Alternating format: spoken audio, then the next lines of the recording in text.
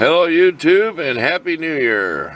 You'll be seeing this on the 1st. I'm making this on Friday, New Year's Eve day. It is getting colder out this afternoon than it was this morning. We're going to be down to like 0 degrees overnight with a wind chill.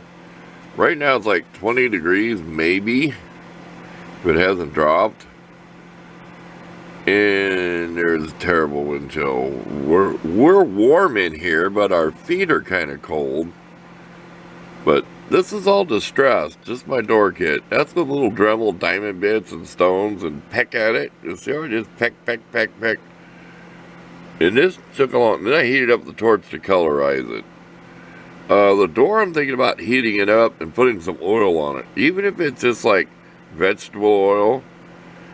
Try to get it kind of black, dark, and brown. Because you know my first stove, you can tell it changed colors in my you know, when they get hot. But I want this darker than this when we first see it. I will have a 2-part video on this because I want to make sure somebody might want to make this. And you can scale this to any scale. This metal right here with the 3 holes is 3/4 inch wide. So, and 3/8 inch holes. So you could scale this up. That's an opening for these holes because it's going to have the tubes in it. Okay. And then there's going to be a ledge there because this is exactly at the top of this crack right here where the top of this is. There's metal dust on everything. Everything gets magnetized in here. Okay, here's our little door hinges we're making. Nice to have these little vice grips. And they only have to be a 16th, the piece going down only has to be a 16th of an inch away from the horizontal part. I think you can see what I mean. So when it welds down to here, it's going to be about 1/8 of an inch in. I don't want to crowd the screw here. And I don't want to go way in with it. I want to keep the hinges as far towards the corners as I can. So it'll be about 1/8 of an inch. You can kind of picture it like that. We don't want to crowd these screws. This comes out to, I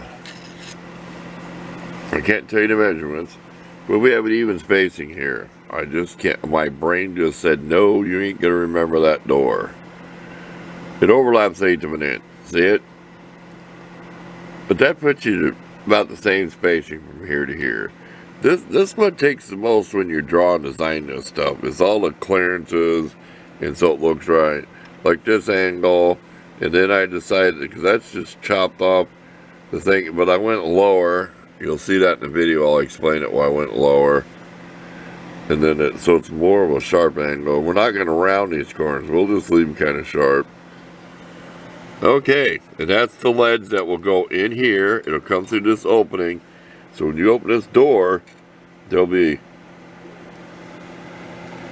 3/32 overlap right here. Okay? So I think you can imagine this part coming to the door right here. The door will fit just down over the edge of this. And this will fit through the hole. So it has to be wide enough to go through this metal and this metal. Okay, enough of that. That's all you get to see that. We are going to polish. Oh, we'll show you this. We got our sides cut for the stove. They're not exactly 4x6, but the front's going to be the best. So we'll have it welded in the box, and the front will be welded onto the box. So you will not see the edges. You will see the front like this. So the front will fit onto this edge. That way, what mistakes you made, you can hide them. Trust me. Don't try to make a box where you inset the square inside of here, which I might do on the back, because it ain't going to look good. When you look at it, you want to see this nice full base plate. Okay, we'll lay this on top there and we'll give you a picture. This is held together with magnets right now. See that? Well, we'll lay this on top here before we go so you get a nice picture of that. Okay, we are going to... We already took our screwdriver. We'll show you what we did after the vinegar. We took, I'm looking for it, 2 of these cutter discs together. See how they're ground like, and we went like this. See the angle? And we just smooth and smooth the best we could. Then we took it to our abrasive wheels. Remember, it's a working tool. It's not. We're never going to polish this to a polished finish. We did take a Scotch pad to this and get all the rust off. We're going to try to polish it on our buffer wheels. So we'll be right back and show you what that looks like. So we're going to have kind of a little variety in this short little video. And tomorrow I'll probably be housebound. I don't think I want to come out here with it below 0 wind chills and 0 degrees and possibly snowing. And I can take the day off. I think I deserve to. We'll be right back. Here, let's get a before picture. Okay, we want to show you the difference. This will just cake with polish, but it's really hard felt. They are hard, and they will burn plastic. So that gave me this finish. You know, it's starting to get shiny. You're getting rid of the scratches from the scratch pad. This is with this wheel. It used to be a nice, clean buffing wheel, and I just loaded with polish just for plastics and stuff. That I want to get that last final rough polish on, you know, before I go to a soft, fluffy one. So we got one more wheel after this wheel. So just wanted you to see the difference so far. So it's all dull, getting shinier, dull, dull. Okay, we'll be back. Okay, we're going to call this good. We remembered why we started using this wheel, and so we took a picture of it. We went out there on the fluffy where there's not really no polish, really super fast. I mean, fast. But this did a really good job of putting the shine on it.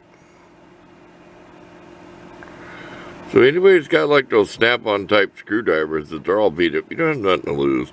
Take an old screwdriver and practice. You can burn through plastic with these. Trust me, I did it on several before I learned. They are very hard and they get hot super quick. And the cheaper the plastic, the quicker it will burn. But this is loaded with polish. I mean, I got lines from taking the screwdrivers and everything else and trying to dig into it to bring the polish back up because it's packed in there so thick. There you go. Good enough. This is still kind of rough, but it is a tool. We don't want to get too carried away. It's just a tool. It might feel a little rough, but it's just a working tool. Okay, on to one more thing, and then we're going to be getting out of here pretty soon. Oh, we're going to try and experiment. We'll be right back. We're going to get our goof off and goo on and see if we can get that white paint off the wooden awl handle. Okay, find a pointer. We tried Goo Gone, which is safe on plastic, because Goof Off will eat plastic and paint. No results. We did it right in here. Of course, I can scrape this with a razor blade. I did a little scraping down here already. You can kind of see it flaky and whatever. Let's try some Goof Off. Let's try the strong stuff. We're just using a Q-tip. Not getting carried away. Oh, I lost a lot of this. This dropped and spilt one day. And I found this at a Dollar Tree store. And I have not found it in any other store. And I've been in a half dozen stores looking for it. So, I wished I'd bought... You ever say that? Wish I'd bought 2 bottles? Yeah. Okay. Let's try to Goof Off, then we'll be back.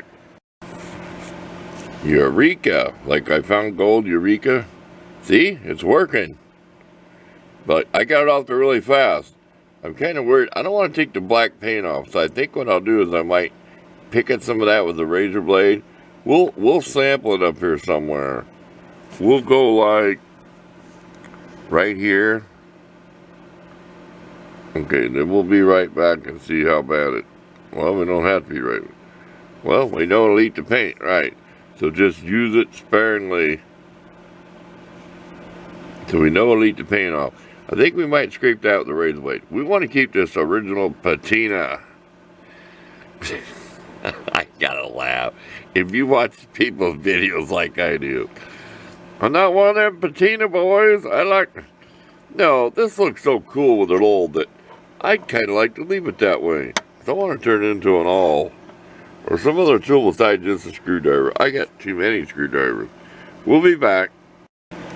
Okay, we just pecked at this right in here with the corner razor blade. I mean, I had to take some paint with it. I still think what was up there was glue off of tape. I really do. Okay, let's finish pecking that off there and then we'll see what it looks like.